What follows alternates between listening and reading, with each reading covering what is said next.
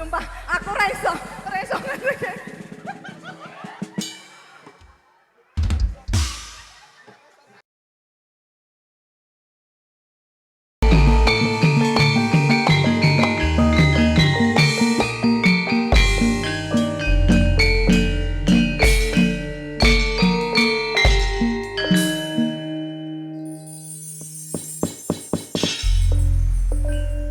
Soan Mas Gilang. Soan Mbak Marsini Aditya Mega. Wah jantan. Kok dawa men lho? Loh, jenenge iki pancen ngono.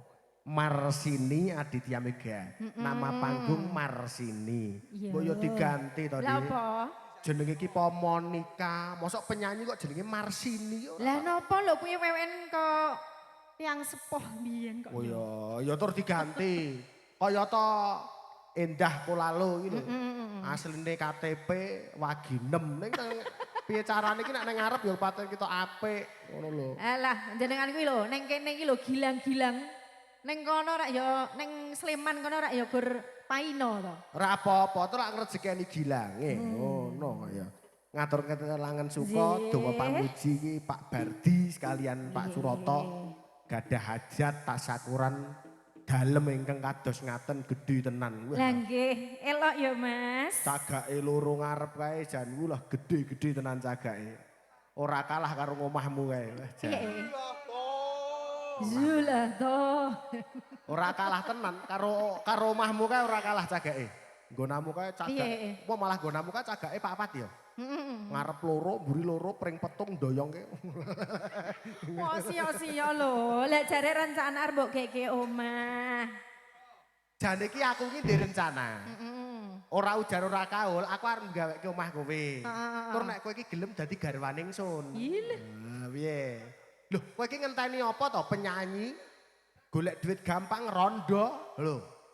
Ya ngono ning ra dicetak-cetakke, disiar-siarke ngono lho. Ya wis Atase arep tak pek kok kowe ora gelem ki terus kurang aku apa, Ruk? Gage matura, nek umpama kurang genep tak genepane. genepi apa? Oh nyatane jenengan iki ya ning kono-kono ya geleman e. Nimas ayu kang son puja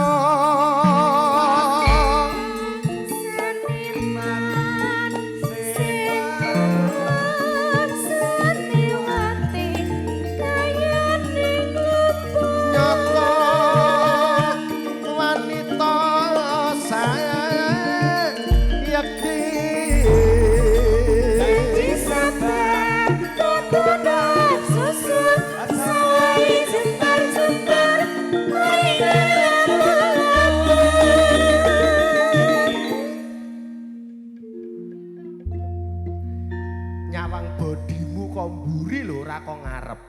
Rasaku ki wis kaya semedot-semedot ngono kae rasaku ki wisan. Tak kandhani. Semedot apa? Wong jenengan ki urung-urung kok wis makmek karo aku lho. Lho, rasa-rasane ki nyawang kowe apa meneh demok kowe iki jan kaya demek Honda Beat tak kandhani. Honda Beat. Wah, cilik ramping nggo ngebut banter. Beda karo sik penyanyi dhisik mau. Aja ngono kuwi karo mboke iki ya sing Ndara Kakung. Piye? Menika juragane Ndara Putri to. Menika sirsiran panjenengan Ndara. Piye potongan kaya Honda Beat nek kowe iki weton anyar. Pripun Ndara nang kula? Iki paling ora ki NMAX dadi helm pira-pira iso mlebu bagasi kabeh. Lah ya nek NMAX ya mah elok to Mas. Mboten napa-napa. Mengke Ndara saged mlebu ten mriki. Oh, nyait kaya. Ya.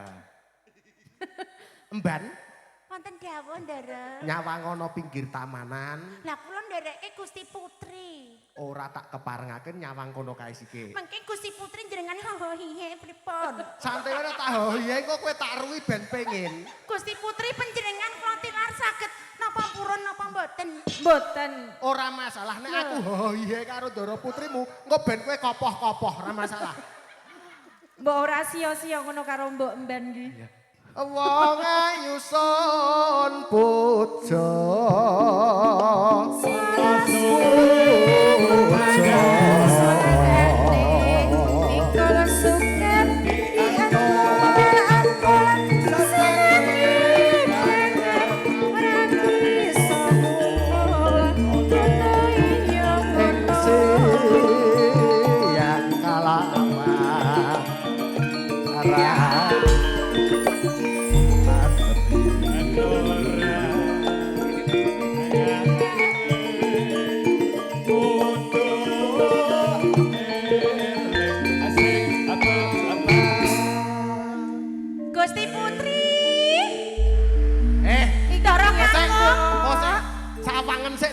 sik. Sawang sik. Aku umpama pangkonan karo Ndara putrimu ngono patut apa ora? Saestu patut. Ah, iya. Nanging kula mesakaken panjenengan kelawon jenengan tindak mriki dereng ngunjuk lho Ndara. Ayo. Ngunjuk riyen. Dereng ngunjuk riyen. Kok sik aku kok gogok sedih lo kok rasane kaya ora dono sing Ndara kok dilepas ganjel-ganjel lho lho. Ndara, dipun dahar lho.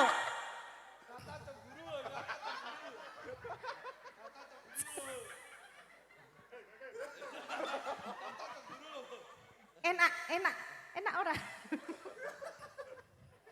Mbak Nendah ki ya ngono wae wong Ndara Kakung ki nek dahar sithik-sithik. Menika cangkemipun ciyut kok. Kok sik masa aku kok Dipun ulu duru. Nggih, heeh nggih. Nggih. Mboten napa ro, kajengipun rasa menika mangku Gusti Putri nggih. Ngersakaken unjuk. Kuwi iso ana apa wae? Ager-ager ana. ana. Emplekno sak wadahe sisan. Jan. Ager-ager emplekno sak wadahe sisan dihamot. Lara. Mboten ngaten panjenengan mboten. Aduh. Kenapa ya? Urung-urung kok wis nyamplok lho. Kene. Ampun duka lho. Pripun panjenengan ki Gusti Putri kenging napa ampun duka lho. Wis Gusti. penganiayaan iki. Wah, iki mbane sambar gelap. Nek ngene lho, kowe nyawang aku karo Ndara putrimu kok sarwa patut to? Patut. Mbah jajal kene. Pripun Gusti? Kene, wah, lingguh kene. Mboten kula lingsep. Kula. Kowe ngerti ora? Terus tamu ki nek batin piye? Piye? Wah, Mas Gilang ketempelan kodok bangkong. Ngono kira ana. Mboten napa-napa. Kodhok menika ora enak. Kodhok menika suwike enak lho. Apa iya? Mbah, Nggih. tur nek ora ujar ora kaul. Pampane kowe dadi kodok, gage-gage aku nek golek duit receh. Nggih. Tak nggo ngerok menawa engko nomere metu terus tak tuku. Nggih. Nggih pun menika dipun ulu ngombe riyen. Dipun Wis terus ora. ngombe. Ingsun Dipun wis ulu tuh. Sik rasa gandrung-gandrungan. Rumangsaku malah penganiayaan iki malah berdarah. Munjuk sik ta, munjuk sik. Napa ngersakaken susu napa pripun? Wah, mboten Monggo ngunjuk mawon. ngelek riyen. Ngunjuk. Lho, tahu loro nyemplung bareng e. Monggo dipun unjuki riyen. Dipun unjuki. Kula menika mban ingkang gemati.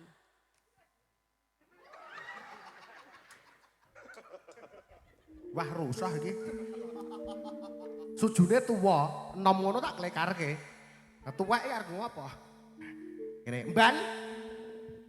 Kowe ora ndahar apa kang dadi ature bendaramu?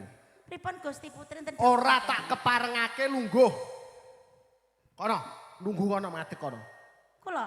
Ora tak keparengake lungguh. Nggih. Lungguh wani lungguh ciak sisan ngono. Nah. Ngene. Ten mriki Kono. ngangge krosi nggih. Ingsun wis yayi ngene. Ogah aku gek nesu karo sampean kuwi lho. Ora rasah nesu. Mang aku. Yang tomo seliramu nesu ki ora dene malah tambah serem ning tambah manis jare. Ora. Sendi. Iki gur aksi panggung cerat ora. Ora. Ingsun wis awelas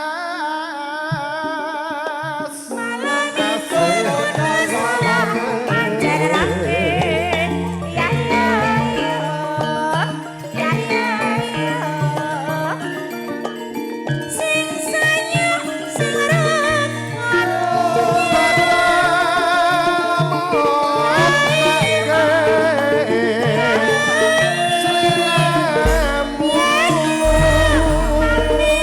mas moga mampir nemutar mampir apa sih apa ora Yayi Dalem Kakang Mas. umpamakno daleme Pak Bardi Pak Surata iki dadi omahku.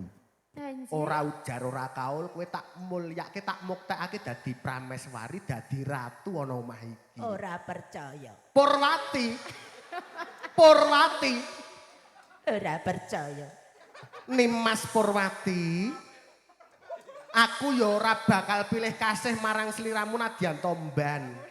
Ora ujar ora kaul yen omah iki dadi kaya dene omahku. Sliramu tak pasang nang ngarep tak dadekke reca gupala. Malah matur nuwun Ndara. Ora kari nyangoni gebuk. Yeah. Getarku denas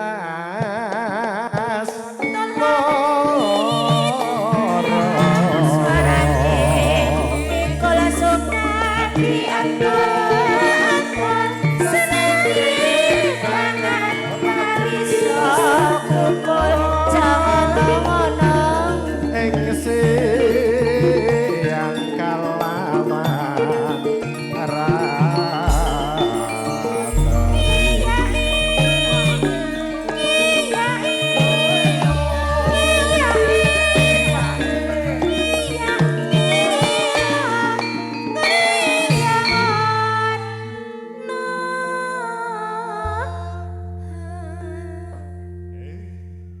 gongke ya nggih mboten cah dawah. Ama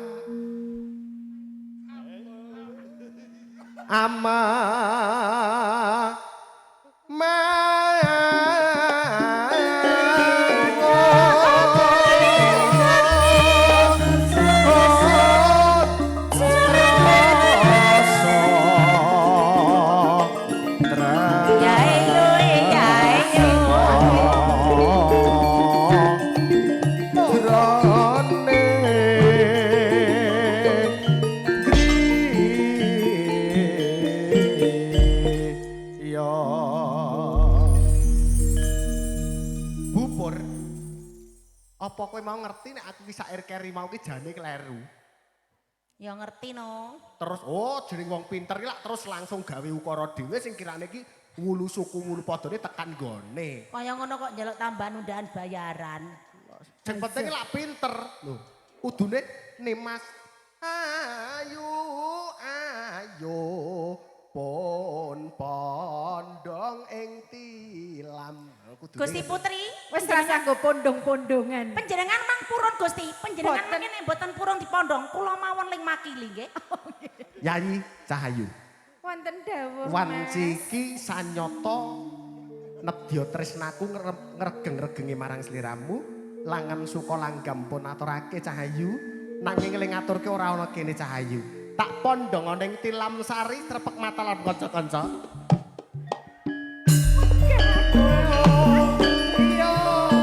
Sulengendra waja nesriku mantara sepas marasun wastara maneman Nyetari balik ulon Sarwastara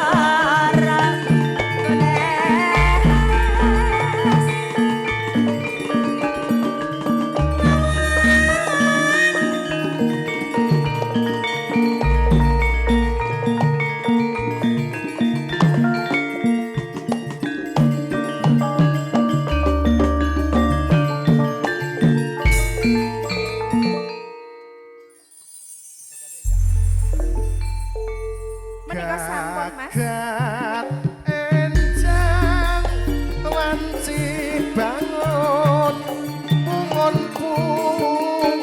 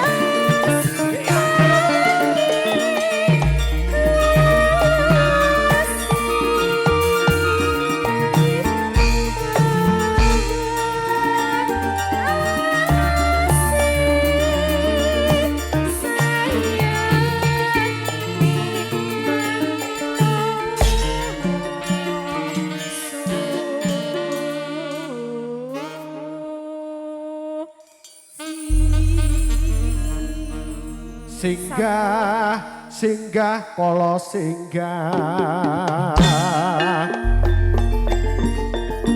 Pansu minggah Durga kala suminggir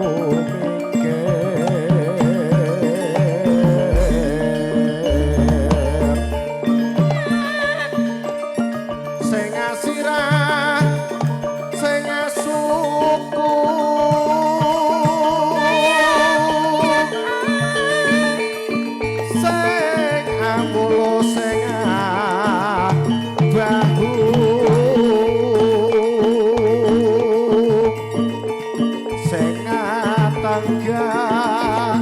lawan uga sing butuh ayo iya iya kabeh padha suminggah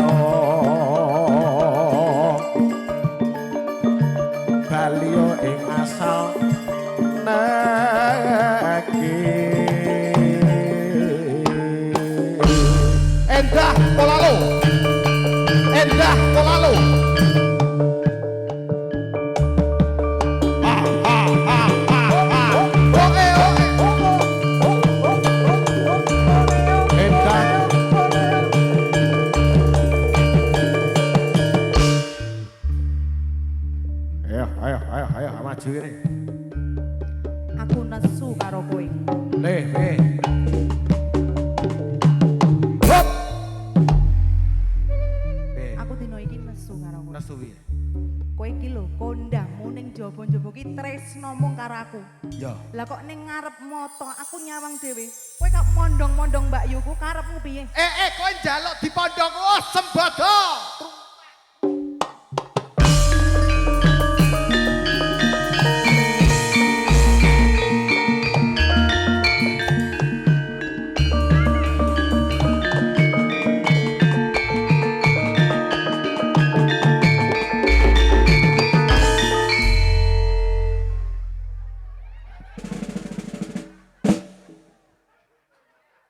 Anakku endah. Piye, Mbok? Lah kok kowe gawe Aku sering ki gawe lara. larane ngatine mbok ngono. Piye? Rumah samu nek kowe iki dipondhong. Anakku marsine dipondhong ki mbok ora pengen. Aku yo njaluk ngono. Wah, kowe ya trutak lah.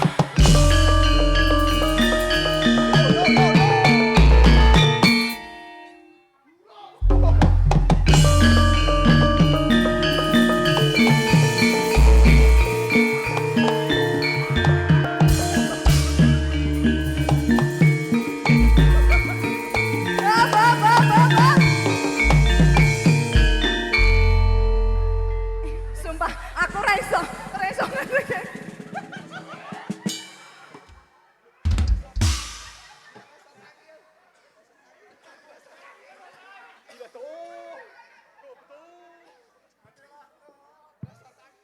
Piye lang? Piye? Sirahku keplepek gas bayi.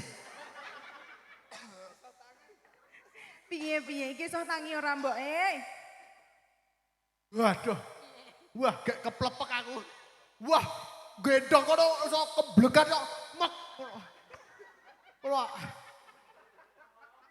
Rasane tiba ki ora glebak sentuk ngono ya. Walah, Iki mbok ora iso ngadeg iki lho, Lang. ngadeg luweh ora luweh temene nggonku mah ngadeg ya. Oh, ora nyait.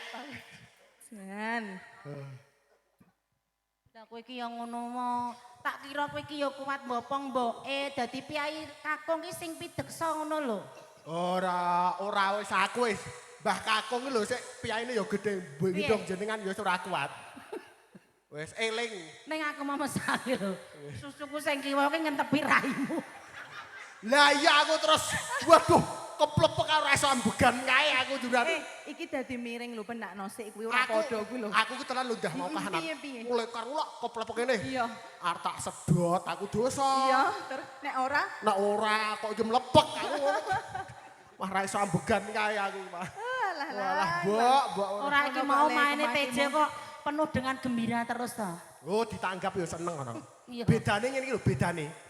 Bedane ngene iki, bedane. Ana bedane. Bedane apa? Tanggapan TJ campur sari beda. bedane nggon apa? Ana dua macam.